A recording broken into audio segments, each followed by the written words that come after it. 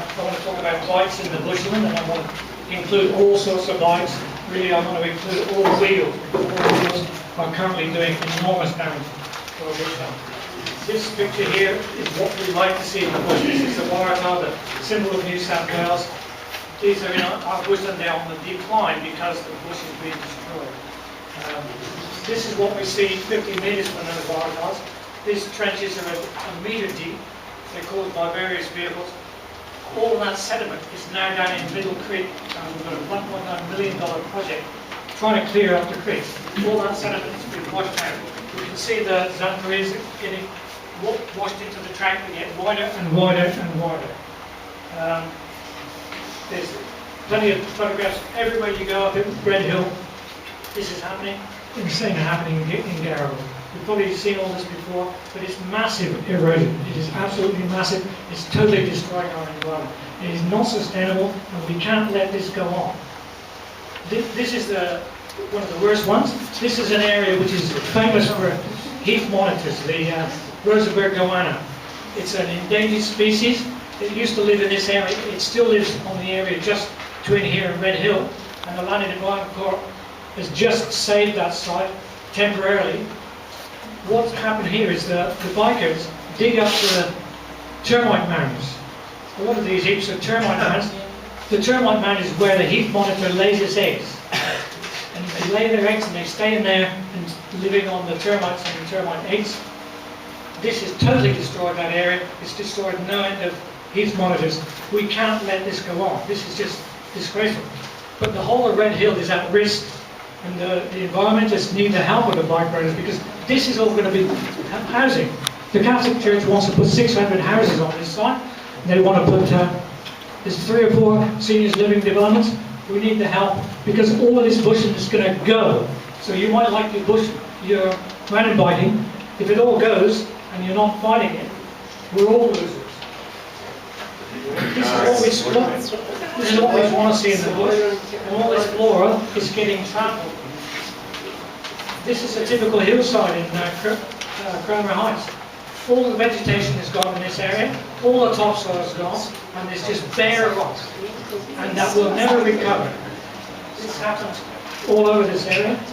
This is a similar area. This erosion has captured the creek, so there's now a new creek following the trench, and the other creek where the water used to flow is now dry. So all the aquatic life in the creek that was there is dying because there's a new creek being formed before our very eyes. Most of this has happened in the last 10 years. This is in the Narrabeen catchment. There's a lot of these clay layers. When you get a clay layer, it gets eroded very badly.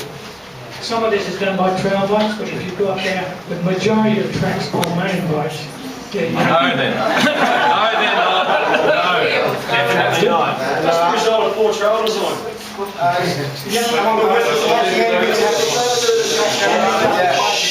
I'm saying is this is what's happening now. This is what's happening now, and we can't have this continue. This is our environment. We've got a fantastic catchment here, and it's being trashed. This is nearby. This is nearby, and the bikes go round and round in circles. That's getting bigger. This was taken only 6 months ago, and it's already massively bigger. This trench is head high. Every 2 meters, 3 meters of that is a truckload of sediment gone down into Middle Creek. A truckload. It's going to cost. We've got $1.9 million grant to rehabilitate that area. You haven't got a hose. You've got to solve the problem at this end. You can't solve it at the bottom. This is more of this. This is actually in Garrow. There's never been 4-wheel drives in here. People say forward. There's never been 4-wheel drives. This is caused by bikes. These tracks are illegal. They're doing massive damage. This is also in Garrow. This is what the bikes do. They build their ramps. Quite often in these areas where there's a cliff, there'll be 3 or 4 along a line. There's the suicidal, the difficult, the medium, and the easy one. And as one track gets eroded, another one gets built. This is, as I say, this is what we want. But this flora is all at risk. There's a lot of endangered species in this country. This is a typical mountain biker. He's riding in the wet, contrary to all the codes of conduct. That's erosion there. is massive, it will never recover. And it's in Garibaldi National Park where mountain biking is not permitted on a single track. These fellas will get squashed. As you go along in your bike, every waterway you go through, every pond you go through, is squashing frogs. This is a big take gecko. These guys are only about this long. They're very difficult to see. This is taken from 30 centimeters away. In good light. A mountain biker will not see it. He will not see it. He will go straight over it. They can fight back, they can get your tires, but they commit suicide in doing so.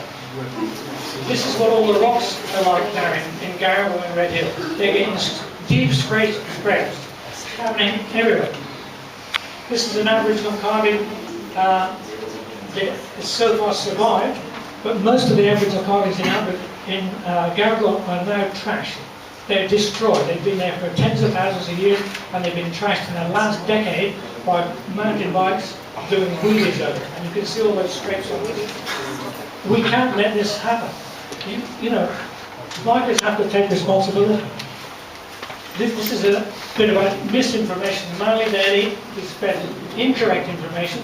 This article is about mountain biking in Garibaldi and the fact that tracks have been closed permanently. The sign, the photograph is taken in Manly Down, which is not a national park. The sign says, close to mountain bikes until further notice because of wet conditions.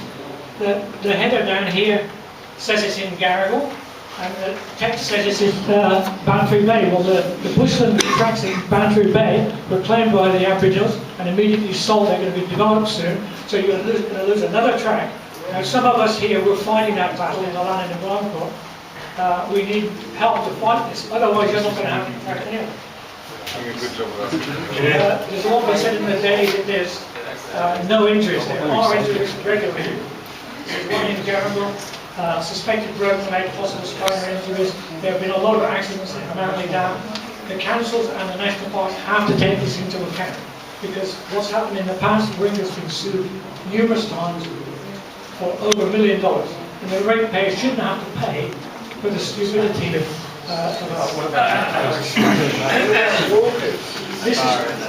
this is not as many accidents, it's much more dangerous. This is what the National Parks Act says about you in Garibaldi. The objects are as follows: the conservation of nature and the conservation of objects of cultural value. There's nothing in there about thrill seeking. That land there is there for future generations. If we don't conserve it, it will be gone. It's going fast. The last 10 years, bike rides have really increased, and it's happening, it's going bad. This is taken from the Narrabeen website, some of you will know about it. This is Garibaldi, the Forest Way, Terry Hills up here, Narrabeen Lagoon here.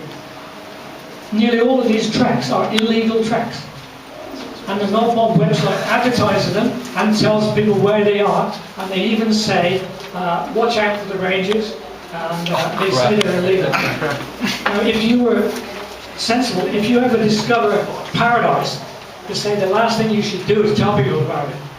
The mountain bikers and all the commercial bike companies are telling the world about Garibaldi. It's on websites. There are international people coming out doing mountain bike trips.